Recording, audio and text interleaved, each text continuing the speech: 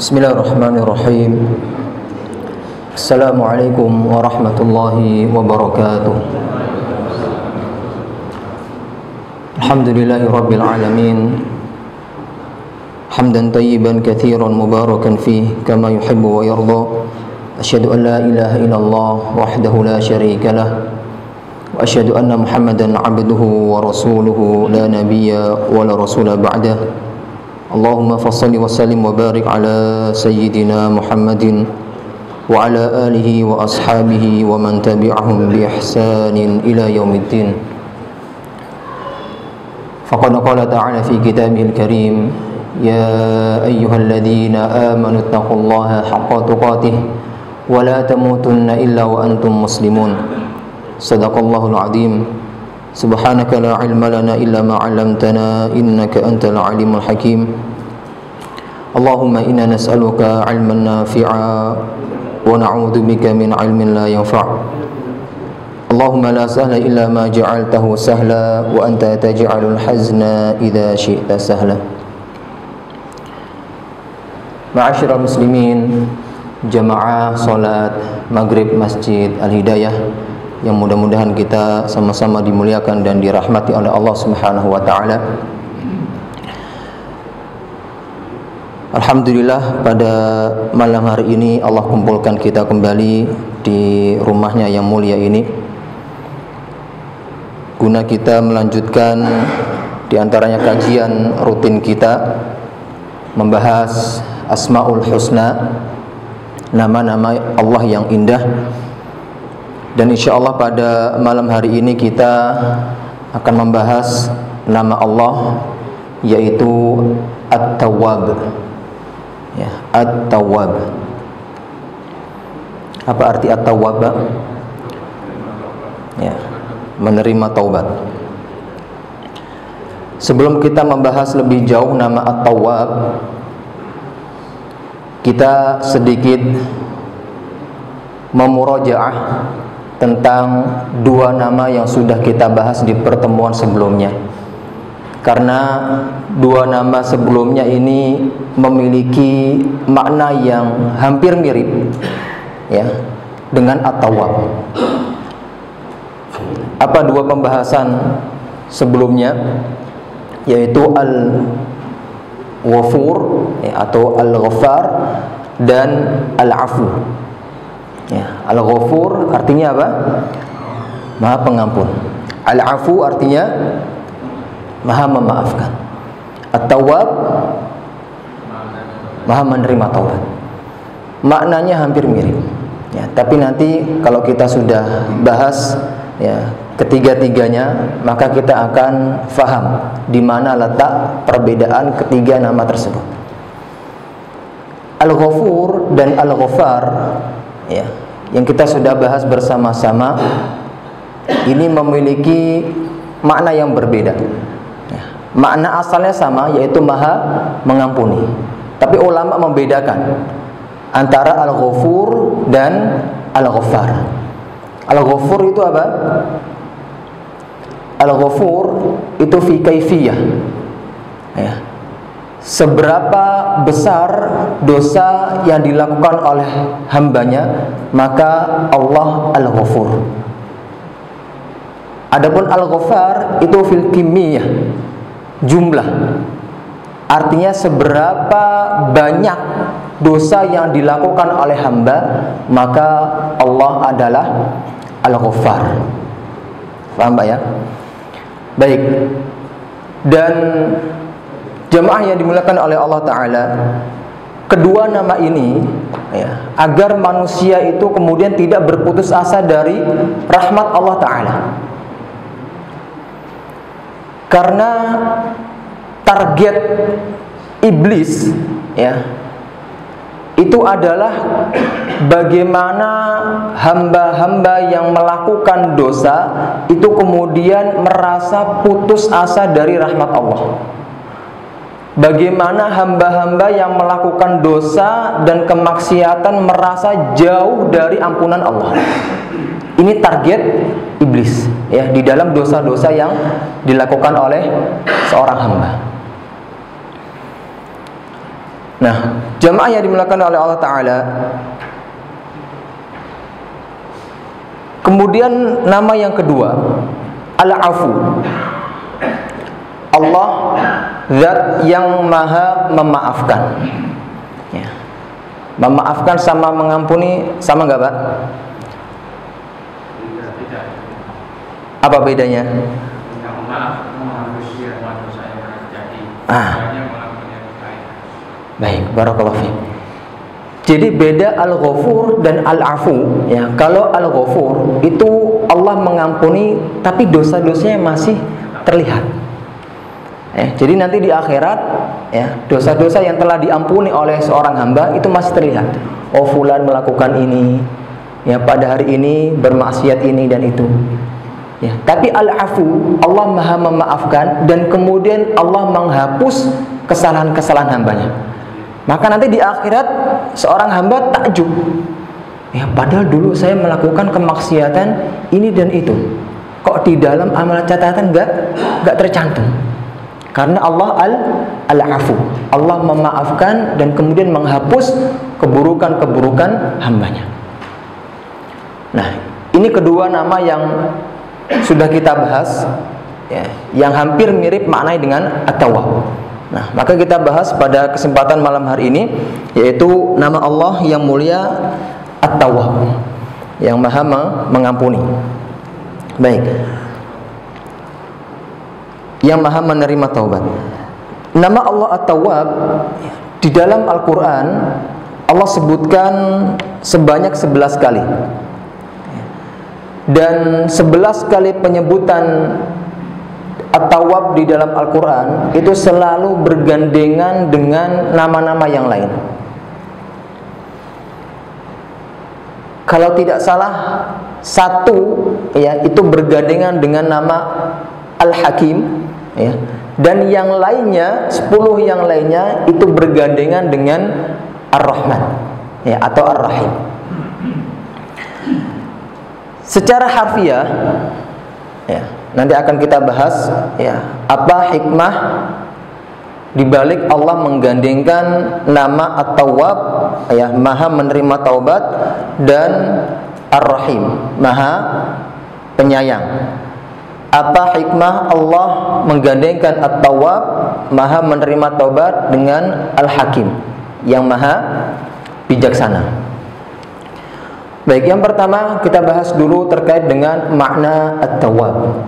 Ya, makna At-Tawwab secara harfiah, ya, jadi bukan hanya menerima taubat. Ya, kalau kita simpulkan, ketika ulama, ya, para ulama menafsirkan makna-makna dari At-Tawwab, maka kita bisa mengambil kesimpulan bahwa makna At-Tawwab itu bukan hanya menerima taubat, tapi memberi dan menerima taubat.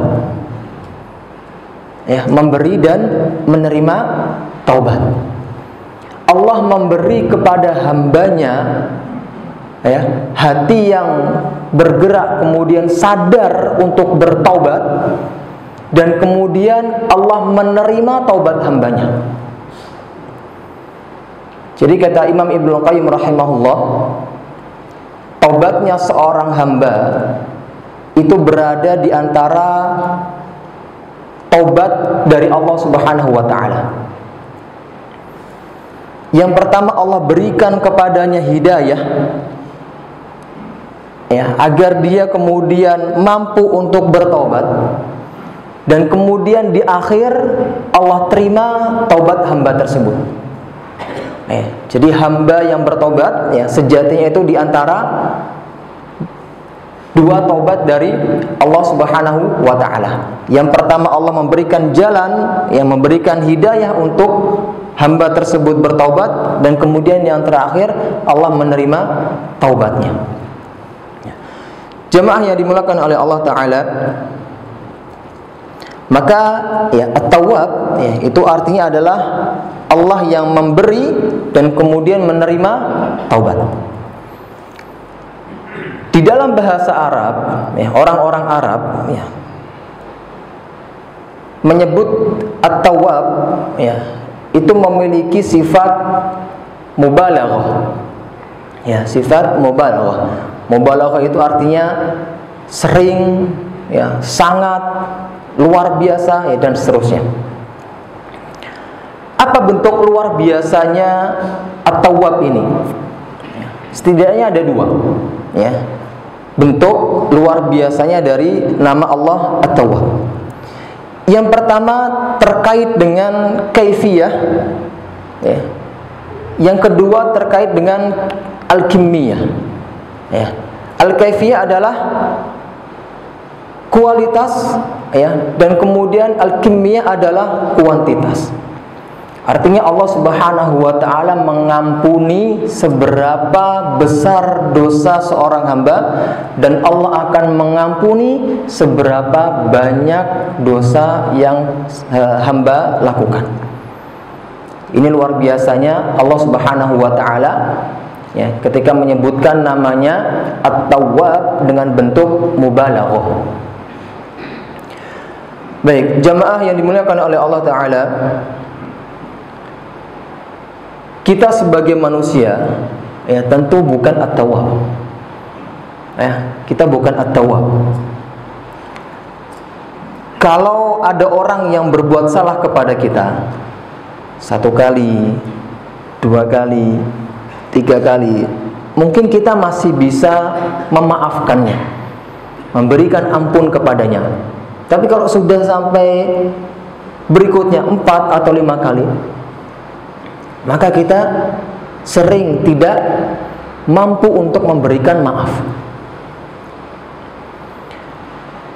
Jangankan antara kita dengan teman atau sahabat, ya, antara anak dan orang tua, ya, itu pun memiliki batasan. Seorang anak yang ketika menyakiti hati orang tuanya, berkata kotor, tindak tanduknya, ya, tidak mencerminkan anak yang berbakti, anak yang soleh, selalu menyakiti orang tuanya. Mungkin sekali 2 kali orang tuanya bisa memaklumi. Tapi kalau sampai 10 kali, bagaimana perasaan orang tua? Mungkin sudah mengecap anak tersebut sebagai anak yang durhaka. Susah untuk memberikan maaf, karena sudah saking seringnya menyakiti hati orang tuanya.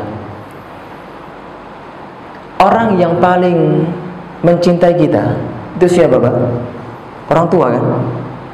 Kita katakan, sering mengatakan cinta orang tua itu tanpa batas, ya. Tapi ini pernyataan yang salah. Cinta orang tua itu terbatas, ya, sehingga maaf orang tua pun juga terbatas. Maka beda dengan Allah Subhanahu wa ta'ala. Maafnya Allah, ampunannya Allah itu tidak terbatas. Kenapa? Karena Allah At-Tawwab, ya, Allah menerima taubat hambanya, ya, meskipun sebanyak apapun dan sebesar apapun dosa yang dilakukan hambanya. Rasulullah SAW di dalam hadisnya beliau bersabda, "Innallaha yaqbalu taubatal 'abdi ma lam yughargir."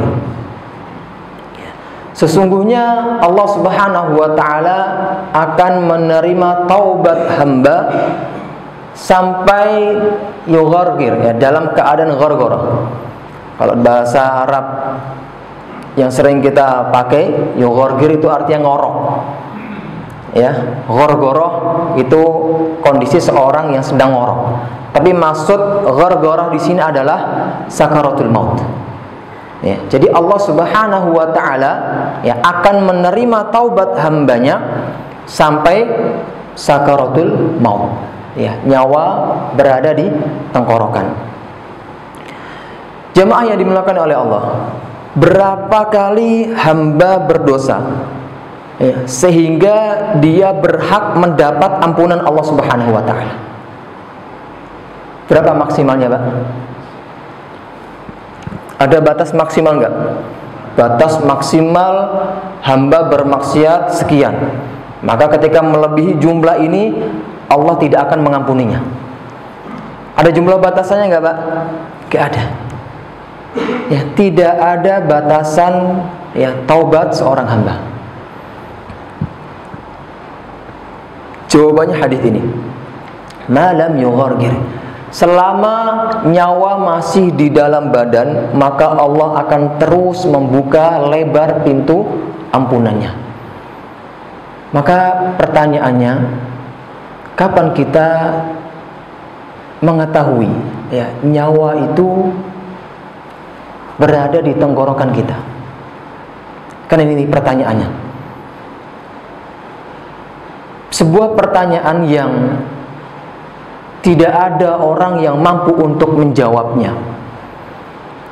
Maka ini adalah hal yang tidak boleh kita permainkan, tidak boleh kita bergurau di dalamnya. Ya, artinya di dalam kehidupan ini, ya, kita nggak boleh sembarangan ya di dalam menjalankan kehidupan. Ada aturan-aturan yang Allah buat, ya, sehingga hamba tersebut terus berada di jalan syariat Allah Ta'ala. Fir'aun ketika tenggelam di Laut Merah, ya, hampir mati, apa yang ia katakan?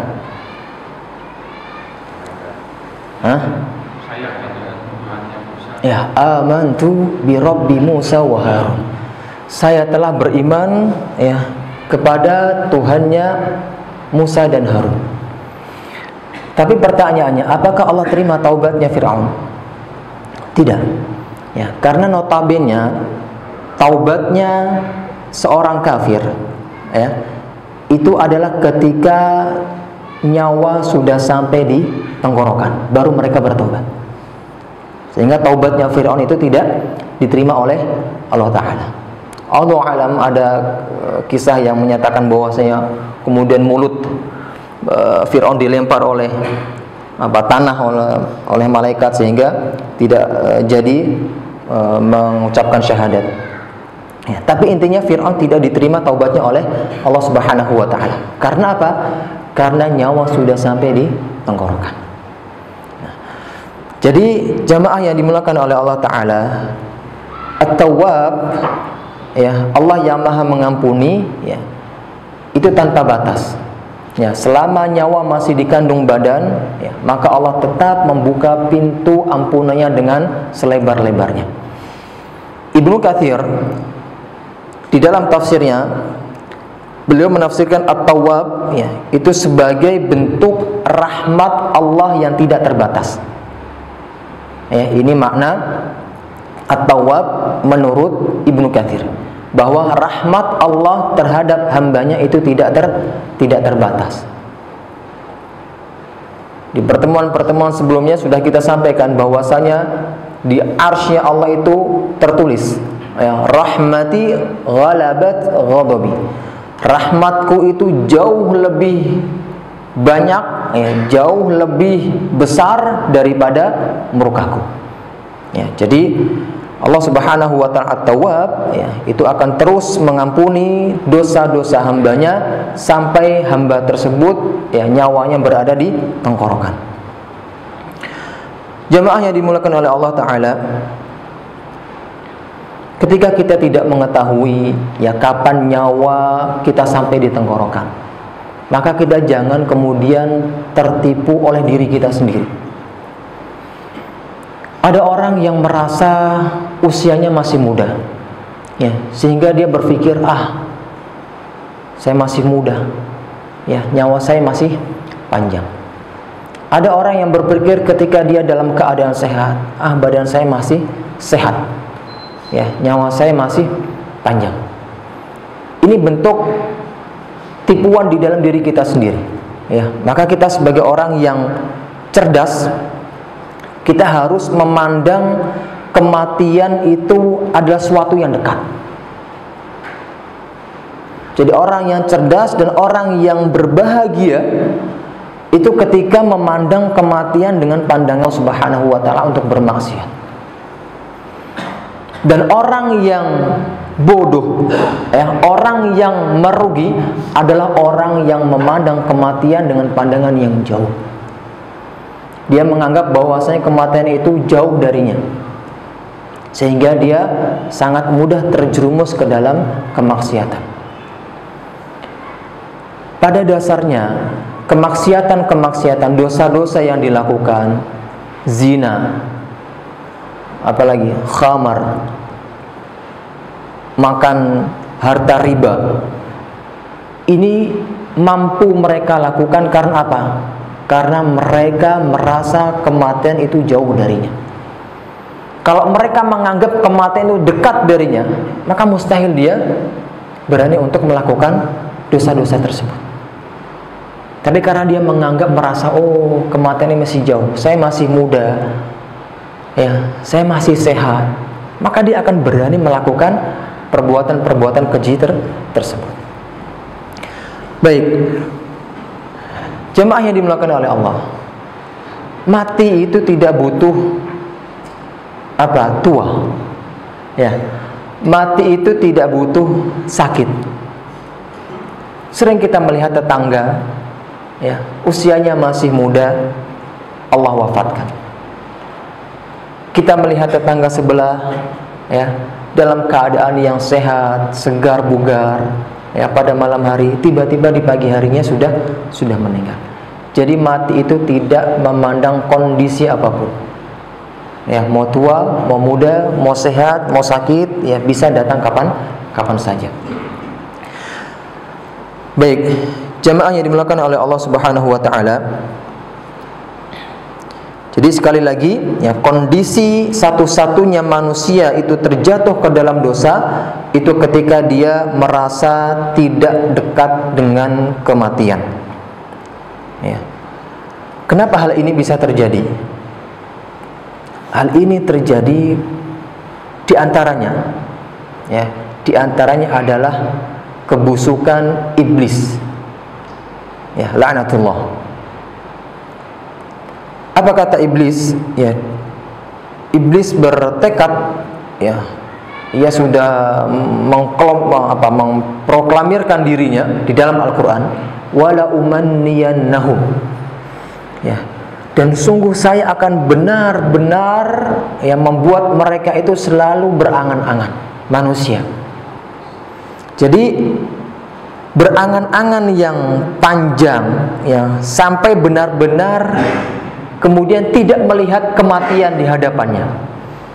Maka saking panjangnya angan-angan, dia tidak melihat kematian, selalu dekat di dalam hatinya. Orang yang sudah berusia, dia sudah berusia 60 tahun, tiba-tiba menandatangani kontrak kerja untuk 20 tahun ke depan. Berangan-angan, dengan angan-angan yang panjang. Jadi orang yang panjang angan-angan, itu sejatinya dia sedang terperosok di dalam perangkap iblis. Orang yang berangan-angan panjang.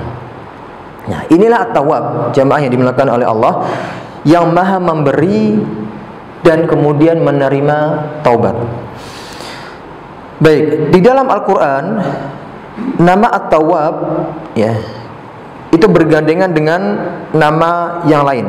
Yang pertama, at-tawwab itu bergandengan dengan ar-rahim. Ini ada 10 tempat, kita ambil salah satu di antaranya di dalam surat At-Taubah. Allah katakan innallaha huwat tawwabur rahim.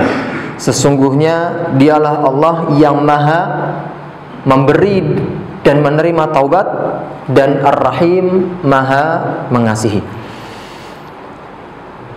Kenapa Allah menggandengkan at-tawwab dengan ar-rahim? Yang pertama, karena tidak ada taubat yang kemudian tidak diterima oleh Allah Subhanahu wa taala. Tidak ada taubat yang kemudian tidak diterima oleh Allah Subhanahu wa taala. Dengan catatan taubat yang tulus. Ketika seorang hamba benar-benar mentaubati kesalahannya, maka Allah Ar-Rahim. Ya, Allah itu Maha Pengasih. Ya, sehingga Allah pasti akan mengampuni dosa-dosanya. Allah akan menerima taubatnya. Yang kedua,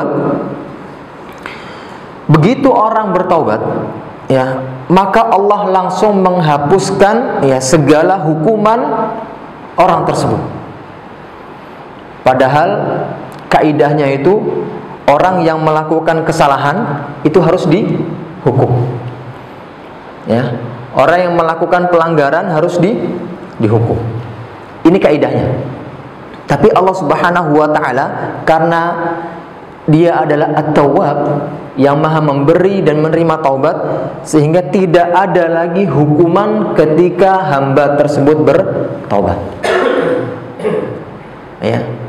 Ini kenapa Allah Subhanahu wa taala ya, hikmahnya menggandengkan At-Tawwab dengan Ar-Rahim. Maha memberi dan menerima taubat dan Maha mengasihi.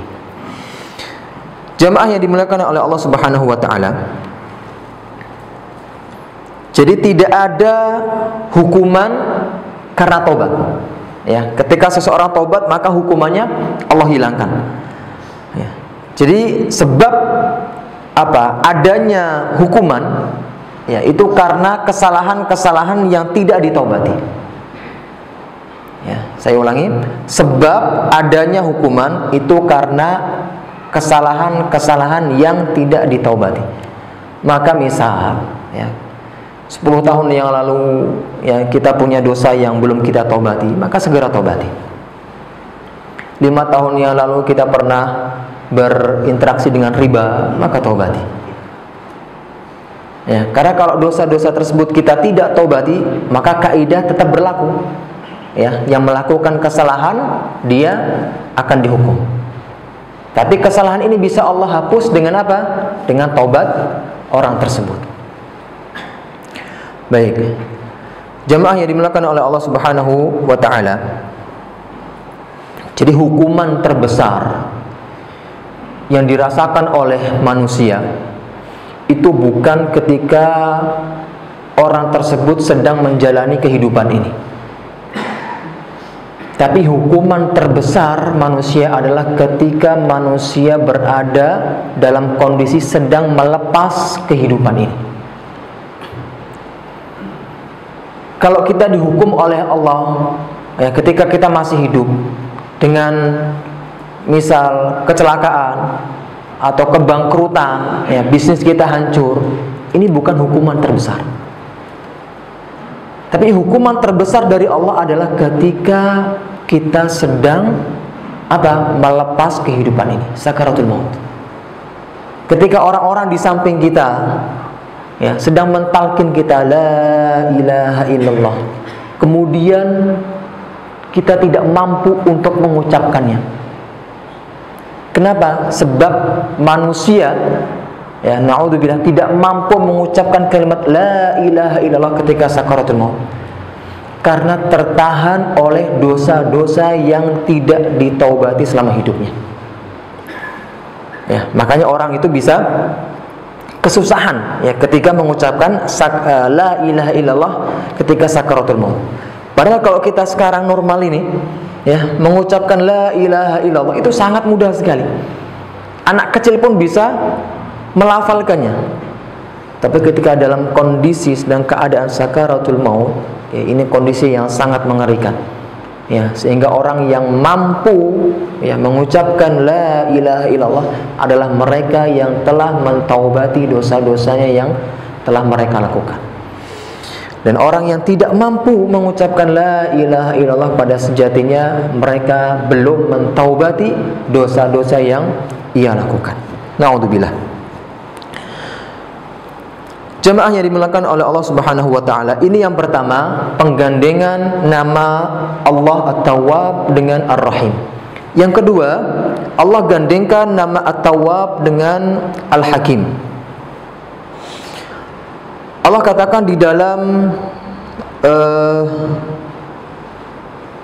surat At-Taubah, An-Nur, surat An-Nur Allah katakan wa annallaha tawwabun hakim, dan sesungguhnya Allah itu maha menerima taubat dan hakim, maha bijaksana.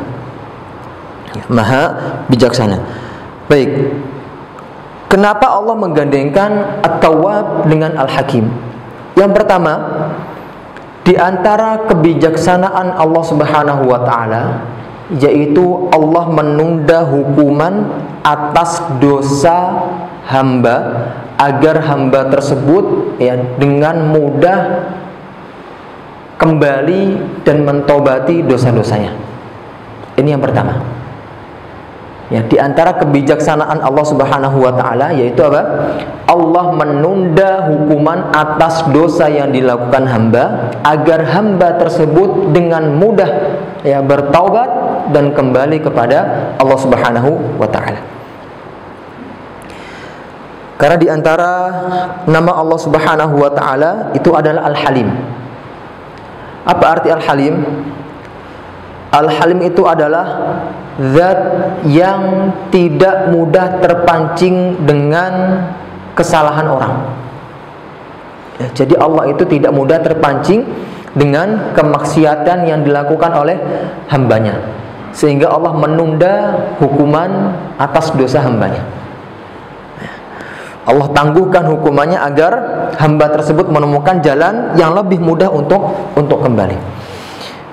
Jamaah yang dimuliakan oleh Allah, Imam Al-Ghazali di dalam kitabnya Al-Maqsad Al-Asma, beliau menjelaskan bahwa At-Tawwab adalah orang yang selalu Allah yang selalu membuka jalan bagi hamba-hambanya untuk bertobat dan kembali kepadanya, sekaligus memberikan mereka kemampuan untuk melakukan taubat.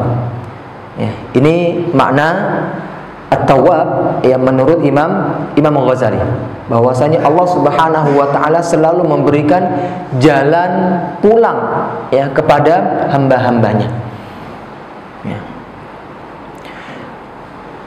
Alasan yang kedua, kenapa Allah Subhanahu wa taala menggandengkan At-Tawwab dengan Al-Hakim? Karena Allah tidak akan mempermalukan hambanya karena dosa-dosanya.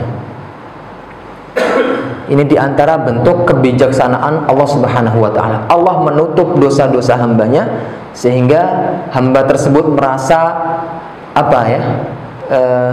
tidak malu terhadap dosa-dosa yang selalu dia lakukan. Allah tutupi dosa-dosa hamba tersebut. Dan kemudian hamba tersebut karena Allah sudah tutupi, maka hatinya berubah menjadi lembut. Maka sehingga dia bertaubat dan kembali kepada Allah Subhanahu wa taala. Nah, ini dua alasan kenapa Allah Subhanahu wa taala menggabungkan nama At-Tawwab dengan Al-Hakim. Jamaah yang dimuliakan oleh Allah, orang yang bertobat atau orang yang meminta maaf itu kalau kita lihat ada 3 tipe. Ini sebagaimana disampaikan oleh Imam Ibnu Qayyim rahimahullah. Orang yang pertama, dia mengatakan saya tidak melakukannya. Yang pertama. Yang kedua, kenapa kamu berbuat zina? Saya berbuat zina karena darurat misal. Saya berbuat zina karena darurat. Orang yang kedua, dia meminta maaf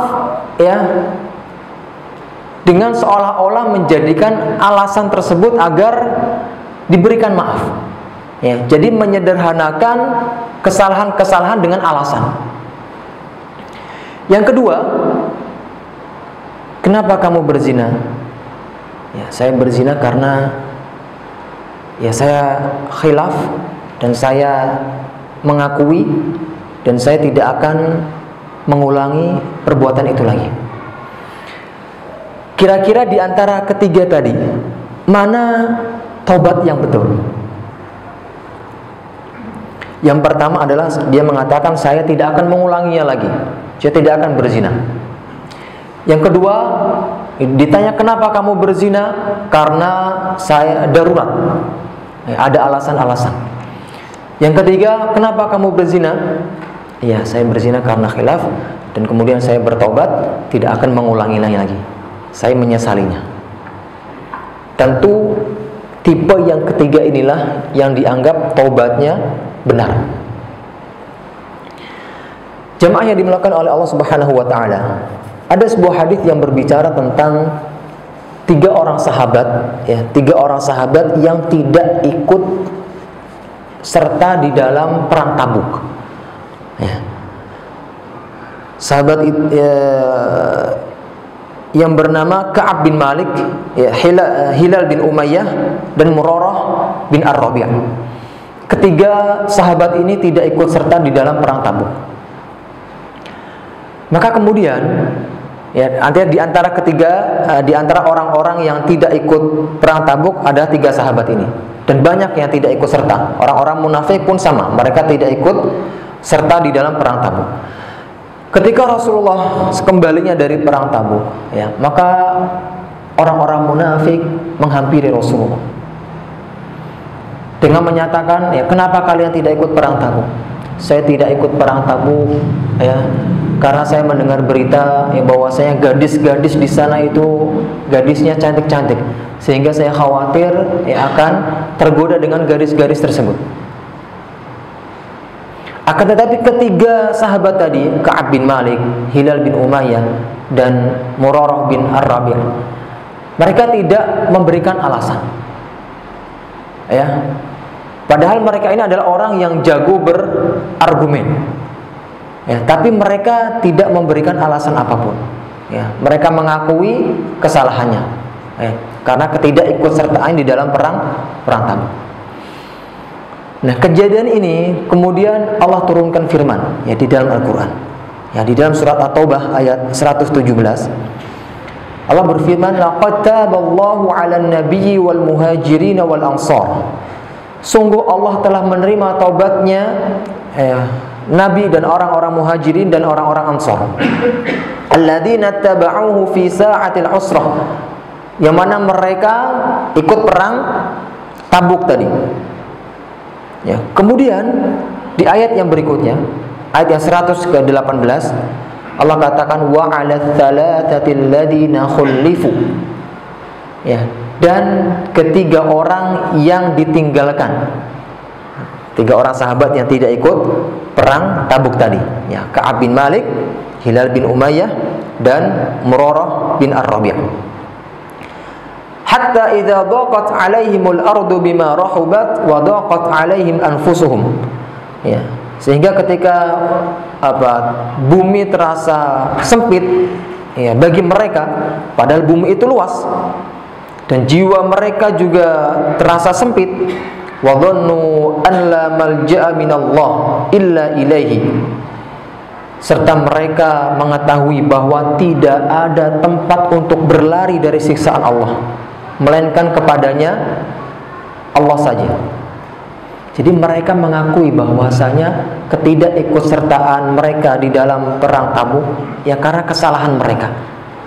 Ya, mereka tidak berargumen di hadapan Allah Subhanahu wa taala. Maka ketika kesalahan-kesalahan yang kita lakukan, kemudian banyak sekali argumen-argumen yang kita keluarkan di hadapan Allah Subhanahu wa taala, ini merupakan taubat palsu. Tapi ketika kesalahan yang kita lakukan, ya, kita akui, kemudian kita taubati, kita sesali, pada hakikatnya ini adalah taubat yang hakiki. Ayat yang menyatakan Allah mengampuni orang-orang munafik itu tidak ada. Ya, hanya ketiga orang tadilah yang Allah nyatakan bahwasanya Allah juga telah mengampuni mereka bertiga. Adapun orang-orang munafik, ketika mereka berargumen di hadapan Rasulnya, ya, padahal mereka telah melakukan dosa besar, maka Allah tidak mengampuni dosa-dosa mereka. Nah, inilah jamaah yang dimuliakan oleh Allah Subhanahu wa taala. Boleh kita berargumentasi di hadapan Allah Subhanahu wa taala, tidak ada argumentasi di hadapannya. Kita cukup menyesali dan tidak atau berjanji tidak akan mengulangi perbuatan atau kemaksiatan tersebut. Ya, jadi Allah Subhanahu wa taala menginginkan hambanya ya ketika berhadapan dengannya itu adalah kejujuran. Ya, bukan argumentasi atau alasan-alasan yang lain. Baik, jamaah yang dimuliakan oleh Allah Subhanahu wa taala, ini yang mungkin dapat kita sampaikan terkait dengan nama Allah Subhanahu wa taala At-Tawwab. Allah memberi dan menerima taubat. Allah memberikan hidayah kepada hambanya untuk kemudian mampu bertaubat, dan kemudian di akhir Allah Subhanahu wa taala menerima taubat dari hambanya tersebut. Mudah-mudahan Allah Subhanahu wa taala menggolongkan kita termasuk orang-orang yang bertaubat, sehingga cinta Allah Subhanahu wa taala akan lebih lagi daripada cinta sebelumnya. Ya, karena Allah katakan innallaha yuhibbut tawwabin wa yuhibbul mutatahhirin. Sehingga cinta Allah itu akan lebih dahsyat, lebih besar ya, ketika hambanya setelah melakukan pertaubatan atas dosa-dosanya dibanding sebelum bertobat kepada Allah Subhanahu wa taala. Baik, aku qauli hadza wa astaghfirullaha li wa lakum. Kita tutup kajian kita dengan hamdalah dan doa kafaratul majlis. Alhamdulillahirabbil alamin. Subhanakallahumma bihamdika asyhadu an la ilaha illa anta astaghfiruka wa atubu ilaik. Assalamualaikum warahmatullahi wabarakatuh.